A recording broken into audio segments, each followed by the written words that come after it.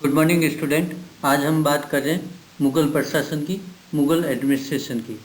मुगलों की प्रशासनिक व्यवस्था में मंगोल व तुर्कों का व्यवस्थाओं का सम्मिश्रण देखने को मिलता है।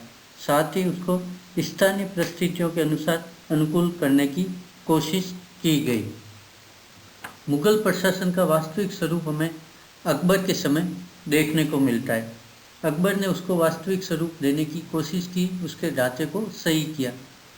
सर्वप्रथम अगर मुगल शासक बाबर के बारे में देखें तो उसने बादशाह को देवी अधिकार माना, देवी के रूप में माना।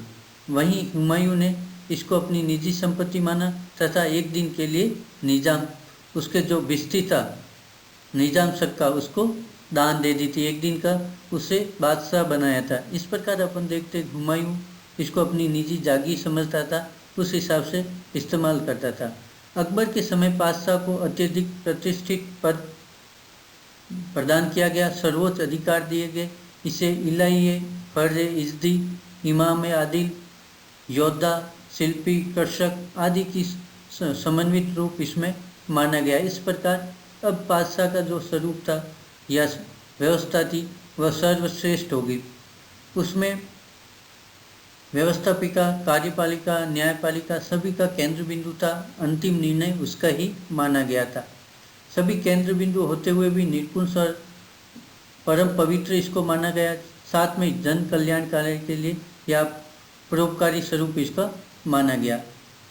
केंद्रीय प्रशासनिक व्यवस्था के संभालने के लिए, एक सहयोग के लिए या सुझाव के लिए मंत्रिपरिषद का गठन किया गया था। और अकबर के समय से पहले के समय वकील इसमें महत्वपूर्ण पद था। वकील का पद था जो कि बैरम खां के पास था। बाद में उसके जो महत्व था उसको घटाने के लिए दीवाने वजारत का गठन किया। केंद्रीय व्यवस्था में 4 प्रमुख स्तंभ थे, जिसमें दीवान या वजीर जो राजस्व वित्त विभाग का प्रमुख था, मीर बख्शी सेनापति था, सेना व्यवस्थाओं का प्रमुख था, सद्र उस सुदूर न्याय और धार्मिक मामलों का व्यवस्थाओं को देखने वाला था। वहीं मीर समा बादशाह की निजी आवश्यकताओं की पूर्ति के लिए वह कारखानों का अधिकारी माना गया था। जो साम्राज्य था उसको प्रांतों में बांटा गया था, प्रांतों को सिकदार में बांटा गया था और सिकदार को परगना में बांटा गया था और परगना को दस्तूर में बांटा गया था, दस्तूर को नागला में बांटा गया था। प्रांतों का देखें तो अकबर के समय 12 प्रांत थे, वहीं शाहजहाँ के समय कुछ और प्रांत हुए और इस प्रकार बाद में 18 प्रांत बने। औरंगजेब के समय गोलकुंडा और बीजापुर को मिलाकर कुल 20 प्रांत हो गए। यानी अकबर के समय 15 थे, फिर उसको शाहजहाँ के समय 18 हुए और औरंगजेब के समय 20 प्रांत हो गए।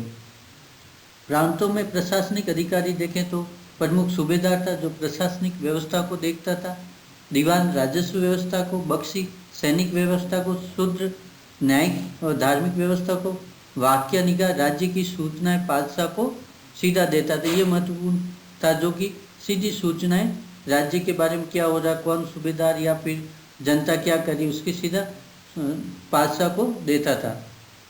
खुफिया नविश गुप्त रूप से सूचना इकट्ठी करके खबर थी वो बादशाह को देता था। इसके बाद में आता है सिकदार। सिकदार में जो प्रशासनिक व्यवस्था देखने वाला अधिकारी था उसका नाम फौजदार था। अमीन राजस्व व्यवस्था को देखता था, काजी न्याय व्यवस्था को देखता था, कोतवाल नगर प्रशासन को देखता था। सिकदार के बाद में छोटा स्वरूप परगना होता है। परगना में जो प्रशासनिक अधिकारी था वह सिकदार होता था। अमीन राजस्व व्यवस्था को देखता था और राजस्व व्यवस्था को देखने के लिए कानूंगो थे। इस प्रकार अंतिम जो रूप देखते हैं नागला था। बहुत सारे नागला यानी छोटी बस्ती जिसको अपन कह सकते हैं।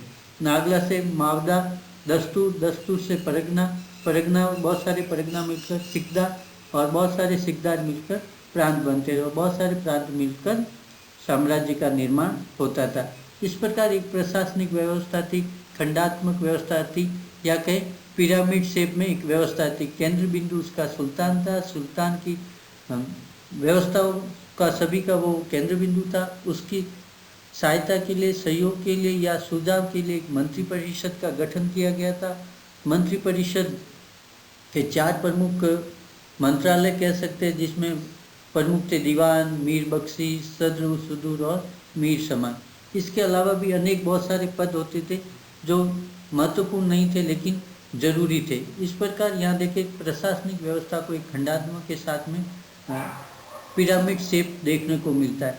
ये सभी व्यवस्थाओं एक दूसरे से ओवरलैप नहीं होता था, यानी एक दूसरे के क्षेत्राधिकार पे हनन नहीं होता था। राजस्व वाला राजस्व देखता था, मीर बख्शी सेना का देखता था, पर इसमें महत्वपूर्ण जो पद था वह दीवान या वजीर था।